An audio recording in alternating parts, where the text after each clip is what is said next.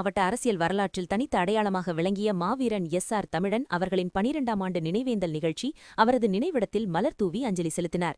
இந்த நினைவேந்தல் நிகழ்ச்சியில் இடையவேந்தர் பேரவையின் தலைவர் சேவாரத்னா டாக்டர் திரு ஆனந்தமுருகன் அவர்கள் மாவீரன் எஸ்.ஆர். தமிழன் அவர்களின் நினைவிடத்திற்கு நேரில் சென்று மரியாதை செலுத்தினார். இதனைத் தொடர்ந்து நிகழ்ச்சியில் பேசிய தலைவர் டாக்டர் திரு ஆனந்தமுருகன் அவர்கள் மாவீரன் எஸ்.ஆர். தமிழன் அவர்களின் சமூக சேவை, அரசியல் பங்களிப்பு மற்றும் சமூக வளர்ச்சிக்கான போராட்டங்களை குறித்து அவர் விவரித்தார். மேலும் எஸ்.ஆர். தமிழன் அவர்கள் ஒரு தனிநபர் அல்ல, அவர் ஒரு சிந்தனை, ஒரு போராட்ட மரபு, ஒடுக்கப்பட்ட மக்களின் குரலாக வாழ்ந்தார் என்றும், தான் ஐஜேகே கட்சியில் இணைவதற்கு முன்பு அகில இந்திய ஃபார்வர்ட் பிளாக் கட்சியில் 26 ஆண்டுகள் முழுநேர கட்சிப் பணியாளராக பணியாற்றியதாகவும், அந்த காலகட்டத்தில் மாணவரணியில் தலைமை பொறுப்பிலும் மற்றும் இளைஞரணியிலும் செயல்பட்டதையும் ஆனந்தமுருகன் அவர்கள் நினைவு கூர்ந்தார். அந்த நீண்ட அரசியல் பயணத்தில் மாவீரன் எஸ்.ஆர். தமிழன் அவர்களுடன் தோளோடு தோள் நின்று பல மக்கள் போராட்டங்களில் ஒன்றாக கலந்து கொண்டு போராடியுள்ளோம் என்று அவர் தெரிவித்தார். மேலும் மாவீரன் எஸ்.ஆர். தமிழன் அவர்கள் அகில இந்திய ஃபார்வர்ட் பிளாக் கட்சியின் தேனி மாவட்ட செயலாளராகவும் பின்னர் மத்திய குழு உறுப்பினராகவும் பணியாற்றி மாவட்ட அளவிலும் தேசிய அளவிலும் விவசாயிகள், தொழிலாளர்கள், ஒடுக்கப்பட்ட மக்களின் பிரச்சினைகளை துணிச்சலுடன் எடுத்துச் சென்றவர் என்று தலைவர் விளக்கினார்.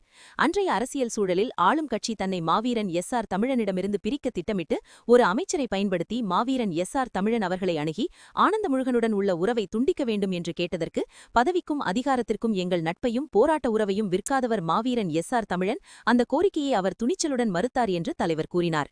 இந்த உறவை அவர் மகாபாரதத்தில் வரும் துரியோதனன் கர்ணன் உறவுடன் ஒப்பிட்டு விளக்கினார். அது அரசியல் நட்பு அல்ல, அது உயிரை விட உயர்ந்த ஒரு போராட்ட உறவு என்று தலைவர் ஆனந்தமுருகன் உணர்ச்சிபூர்வமாக தெரிவித்தார்.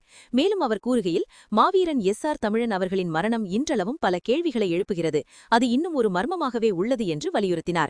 அத்துடன், நான் எங்கு கட்சி கூட்டத்தில் இருந்தாலும் இந்த நாளில் என் அனைத்து நிகழ்ச்சிகளையும் ரத்து செய்து கடந்த 12 ஆண்டுகளாக தொடர்ந்து இங்கே வந்து மாவீரன் எஸ்.ஆர். தமிழன் அவர்களுக்கு மரியாதை செலுத்தி வருகிறேன் என்று தலைவர் தெரிவித்தார். உரையின் உச்சத்தில் அவர் காவதாக, கடவுள் மாவீரன் எஸ்.ஆர். தமிழன் அவர்களின் உடலை நம்மிடமிருந்து எடுத்துச் சென்றிருக்கலாம், ஆனால் அவரது சிந்தனைகளை எங்களிடமிருந்து எவராலும் பிரிக்க முடியாது. அந்த சிந்தனைகள் இன்றும் நம்முடன் உயிரோடையே இருக்கின்றன. மேலும் அவர் கண்ட கனவுகள் முழுமையாக நனவாகும் வரை, அவர் விதைத்த சிந்தனைகள் உண்மையாக மாறும் வரை இந்த சமூக போராட்ட பயணம் தொடரும். அவர் காட்டிய பாதையை பின்பற்றுவது ஒவ்வொருவரின் கடமையாகும் என்று அவர் அழைப்பு விடுத்தார்.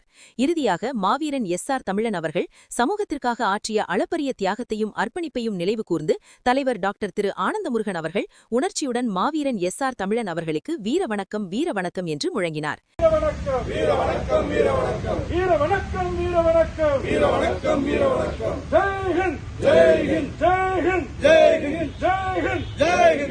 இந்த நிகழ்வில் இளையவேந்தர் பேரவையின் நிர்வாகிகள், சமூக செயல்பாட்டாளர்கள், இளைஞர்கள், மாவீரன் எஸ்.ஆர். தமிழன் அவர்களின் ஆதரவாளர்கள் மற்றும் பொதுமக்கள் பலரும் கலந்து கொண்டு மரியாதை செலுத்தினார்.